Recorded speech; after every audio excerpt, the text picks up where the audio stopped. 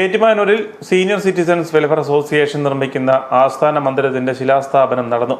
സംസ്ഥാന president N Aravindakshan ശിലാസ്ഥാപന കർമ്മം നിർവഹിച്ചു. Unit president doctor V Soman, secretary Abdul Rahim, സംസ്ഥാന കമ്മിറ്റി അംഗം കെ.എൻ. സോമദാസൻ, ജില്ലാ സെക്രട്ടറി എൻ. അജയകുമാർ, മുനിസിപ്പൽ കൗൺസിലർമാരായ ബീന ഷാജി, സിബി ചെറിയൽ, അമ്മിണി സുശീലൻ, പി.എൻ. രാധാകൃഷ്ണൻ തുടങ്ങിയവർ പങ്കെടുത്തു.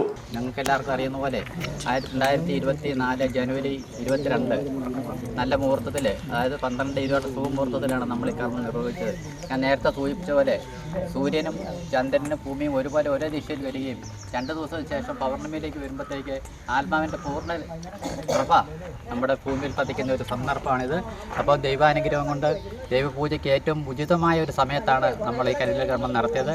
നമ്മളങ്ങനെ നമ്മുടെ ഒരു ഗ്രഹം എന്ന സ്വപ്നത്തിൻ്റെ ആദ്യ ഘടകം എന്ന നിലയിൽ നമ്മൾ കല്ലിടൽ കർമ്മം നിർവഹിച്ച് നമ്മൾ തുടക്കം കുറിച്ചു.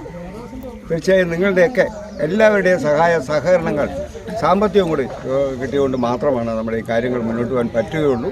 അതിനെ സഹകരിക്കുന്ന മുഴുവൻ ആൾക്കാർക്കും ഒരിക്കൽ കൂടി നന്ദി രേഖപ്പെടുത്തിക്കൊണ്ട് 30 ലക്ഷത്തോളം രൂപ ചെലവിലാണ് മന്ദിരം നിർമ്മിക്കുന്നത്.